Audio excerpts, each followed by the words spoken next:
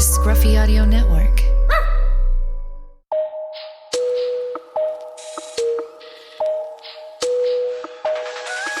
I get one clap today.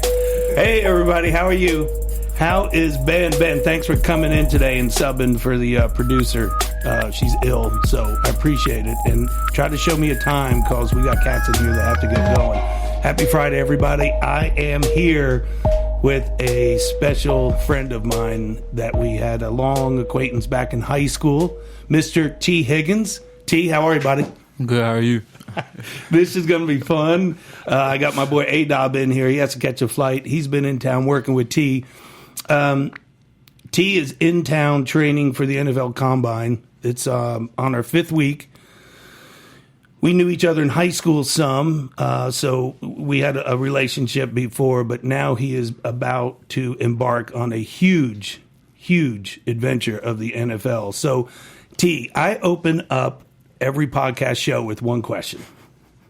A-Dob had to answer it about 3 weeks ago, and I want you to answer it.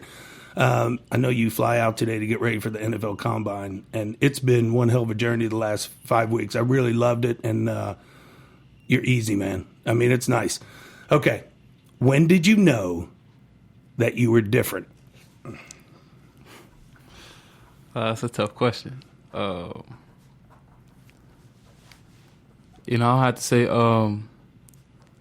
probably in high school, my freshman year, I was getting real frustrated with my quarterback. You know, he wasn't giving me the ball a lot. I maybe touched the ball like twice a game. And, that one game towards the end of the season, I had got the ball, like, he threw me the ball like the 5-yard line, backed up on our 5-yard line, and I took it, 95 yards. And, that play, my coach came up to me and was like, man, you're going to be special. And ever since then, I just kept that in my head, and I just kept working from there. That's when you know you were different. Yep. That's amazing because I asked that question to everybody from Harrison Smith to Aaron Dobson to CJ Prosize. They all have different answers. And that's probably one of the best questions. I give a big shout out to Dave Marlowe, helped me come up with that question. It really starts the podcast off well. Okay, so in high school, you played two sports, correct? Yep. Basketball, football. And your love was? Basketball. It's funny you say that because Chad Pennington's love was basketball, but he knew he'd excel more into football. But you probably had both, right? You could have. Yeah. I had a few offers in basketball. Just a few. Yeah. Not too many. He's humble, A-Dob. He's humble. So A-Dob went live on his Instagram. That was kind of cool. Cool. Like he live right now. He did his live the whole time, which is really cool. So take us through the journey of where you are today. So you were, of course, a high school freak. Could have went anywhere, played. You go to Clemson. You have. I'll just give a brief summary for you. You go 3 years. You're out. How was your experience of? Again, you're going to be special. Your coach said that as a freshman in high school. Maybe I'll do a two-part question on this. When did you know that, man, I think I could play professional football? Okay, I'm going to give you a little background on me. So me growing up, my mom was in and out of the house with the drug addiction. And, so I was bouncing house from house with my aunts and my grandma. So, I really didn't have a mom growing up or a dad because my dad was always out the house, running and in prison, out of prison. So, just bouncing house to house. So fast forward into, middle school, my mom finally got clean. So I started staying with her, which was good, building that relationship back with her, and then, playing sports. She stand on top of my head with my grades. Then fast forwarding back to high school, fast forwarding to sophomore year. That's when I first got my first offer from North Carolina. And then, UNC, ever since then, I just knew that if I keep working, I can get more offers and, probably get a better school. And, I was committed to Tennessee. I committed real early my sophomore year to Tennessee. And they had a coach's change, and I decommitted from there. I ended up at Clemson. And the reason I chose Clemson is because, Dabo Swinney, he just gave me that family feel that, I didn't want to be too far away from home, but I wanted to get away from here as well. And so he just gave me that family feel to where it made me feel at home. You know, Clemson's kind of a small town like Oak Ridge, so that's why I chose Clemson. All right, so that's a cool beginning. A-Dob, I don't know if you knew that, and that's what I love about this podcast. From Nicky Delmonico opening up with his drug addiction and how it set him back in the Major League Baseball scene. It's really neat that you could come forward and talk about that, because that actually helps.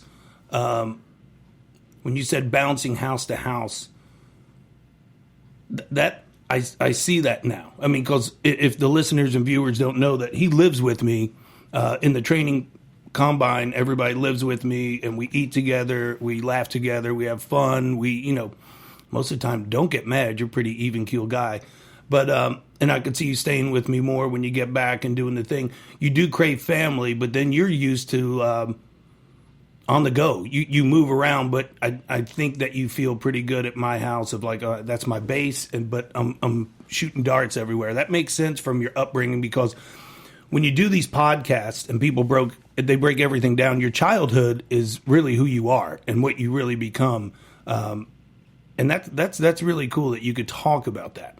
So you go to Clemson, and when did you know, like, did you start as a freshman? Because I know you came through here as a junior, and we did some special things on the turf, and I was like, this kid's special, but special, special talent is one thing, but now knowing you as a person, I was like, that's what I groove with, is like, he's special. Aaron Dobson, like, he's like a son to me. He's special. So that's what I like. So when did you know, like, okay, I'm special? And did you play as a freshman? So, yeah, obviously once I got to Clemson, I knew I was pretty special. Not too many guys can, make it out of high school and get to college. So, especially to play D1. So I knew my coach had told me, man, you're talented to play here, but, talent's just not going to get you on the field. You have to be skilled at this position, and you have to know the ins and outs of it, and you got to know the playbook down. You got to get the playbook down. So I didn't play as much my freshman year. I actually didn't play a game. I didn't play the Syracuse game we lost, and that frustrated me, because I've been on the field since, freshman year. I've never missed a game, never not played, and that once I didn't play that game, it put something in my mind like, man, you gotta get to work. This is not you. You don't not touch the field, and ever since then, I know I just been studying, watching film, and that next year I became a starter. Your sophomore year? Yeah. All right, so freshman year you didn't see the field. Not as much, no. But you did a little. But Did you feel like, where did you feel like you were behind? Just film board work. Yeah. That damn board work, A-Dob. Just not knowing like the ins and outs of our plays and not knowing all the concepts. I was just really trying to focus on my position and my routes on each play. And I wasn't real physical, like strong. So I was, $185 going into college. And, coach was telling me you're going to have to be real bigger. You're going to have to get bigger if you're going to play at the next level or even play at this level. And so I really took that to heart. And then next season, I played at 205. Did you come home at all in the summers or stay there? I stayed there. I wanted to stay away from here. So yeah.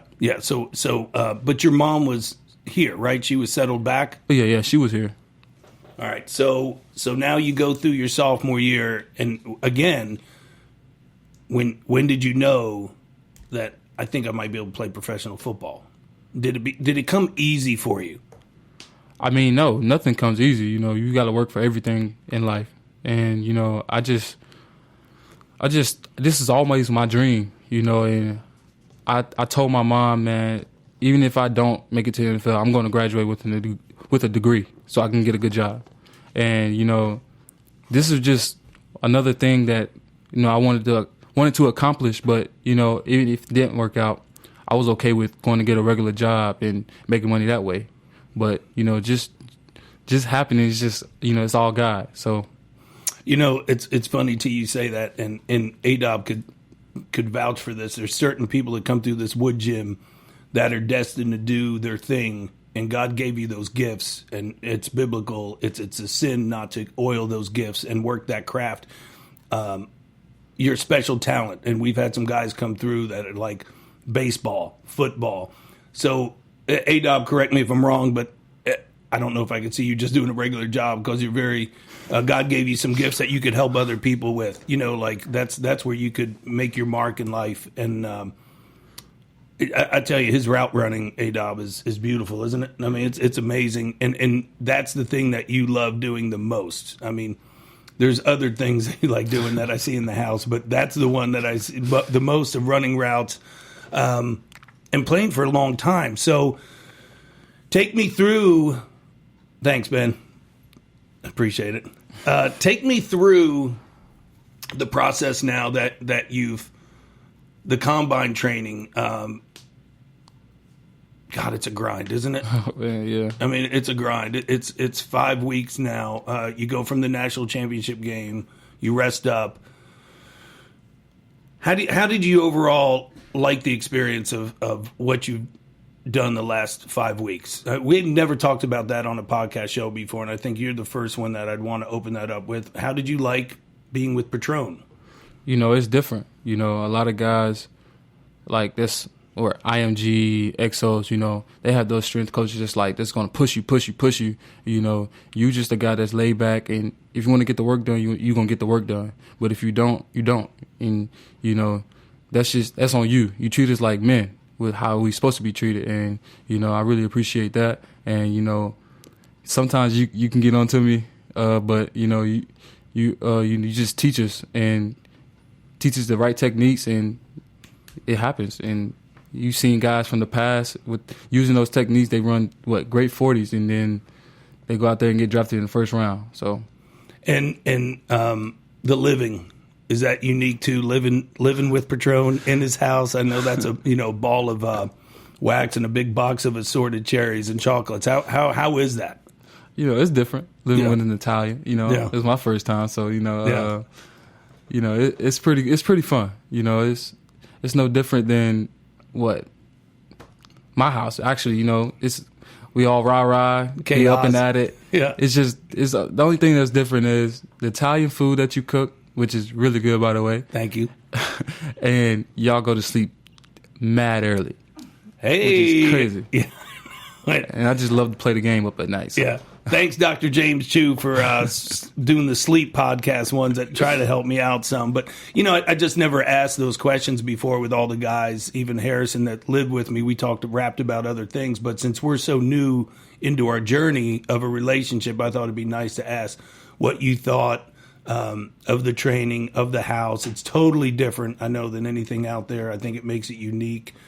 Having fun, I think I've switched over some years ago with some things happening in my life to go, screw it, man, I want to start having some fun with some work. And work can be fun. And, you know, rest in peace, Kobe Bryant, my number one guy, he talked about that. Is like, work could be fun. And I think I've always taken that to heart, of trying to make it fun for people like yourself that is not going to be a gym rat. You're not going to be the guy that, like, Charlie, I got to get in the gym. Let's get going. So I think I'll always be employed by Tee Higgins, Inc. at some point through his life of training to, hey, he keeps me accountable and he keeps me here.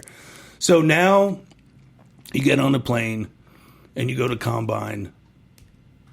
What's your thoughts on that? Do you start getting anxious right now? Because it's go time. You know, we put the work in. Now it's time. So how are you? You know, because I know you, but you're a different cat too. Are you laid back? Will you get tense? You answer it. You know, it's just like before a game, you know, you got those butterflies. Like I have butterflies now just thinking about it, you know. But I know once I get out there and get the moving around, it's time to perform, you know. And that's how I was in the games, you know. Once I get that first play, it's go time. And that's just how I feel right now. Do you feel like you're ready? You feel like you're prepared? You've had A-Dob for 3 weeks. You've had me for 5 weeks. You've had Chad Pennington some, Harrison Smith in here. Do you feel like I feel like we've done a pretty good job, Aaron, of what to expect. Yeah, I feel like you guys really prepared me, you know. Just the chats. I mean, I remember Harrison saying just be on your best behavior for 3 to 4 days. And he doesn't say much. Well, it sucks that it's not going to be 3 to 4 days this year. It's going to be a whole week. No, it's different. It's very different. But, you know, I just got to go in there and lock in for 7 days. And, you know, I've done that before, and it's just go time. You feel like you're ready? Oh, yeah. We've done our job. Just got to run a good 40. That's it. That's it. That's it. That's it. I don't know about all the other stuff, but that's on him. Stay tuned. Stay tuned. And then, okay, so here's the thing nobody asks about. After Combine, you put your numbers down. What's next? What's your next move? How are you what we call pivoting? We got 2 months before the draft. Yeah, so, teams hold private workouts. So, I be bouncing around from team to team between those times, doing interviews with them at the private workouts, I got to stay on top of my training. And the training's going to be different. So now it's not going to be 3 to 4 hours a day, the grind or whatever. It's going to now I come up with a different program for you, different formula. Not laid back, but it's going to be a little bit different. Of you're going to be in and out. Keeping in contact of if you're gone for 3 or 4 days. Hey, Chaz, what do I do when I'm there? And then we figure that out. But that's where the lull comes in. That's what Harrison and I have talked about before. Is you have 2 months.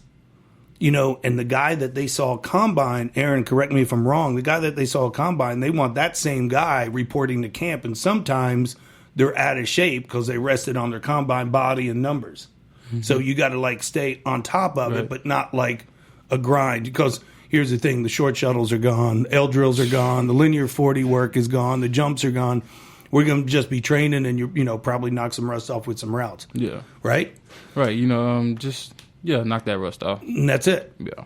This is going to be one hell of a journey. I'm really excited for, and I think the kid's pretty loyal. I think once he figures out the people he could have in his circle, I don't think he's going to veer from it. And I just want to say thank you for choosing me, and thank you for trusting me, bringing A-Dob, and just having one hell of a time, man, because life's a journey, and as we know, we've gone through some shit the last couple months of seeing, a Kobe guy and everybody gone. That it's not, we're not promised tomorrow or the next hour. So make everything happen, and I can't wait to see your journey. It's going to be awesome, and I know we got to wrap it up because everybody's got to do their things. My boy's got to bolt out.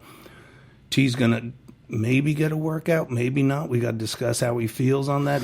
We might have to go to breakfast and chill, but he's got bolt out too. But I hope that we have a relationship for many years. And I don't say this loosely, and I love you, and I think the world of you, and your past only makes you stronger, and your past is who you are, and you go forward with that. So with that, Tee Higgins, kick ass this year. I appreciate it. Oh, yeah, for sure. One more thing. Yes. I was going to get that tattoo, but if I get a tattoo, I'm gonna know it's free, and I need to pay, so I got to come back. So you got to be accountable. Yeah. So that's love. Much love to that. Loyal to the soil.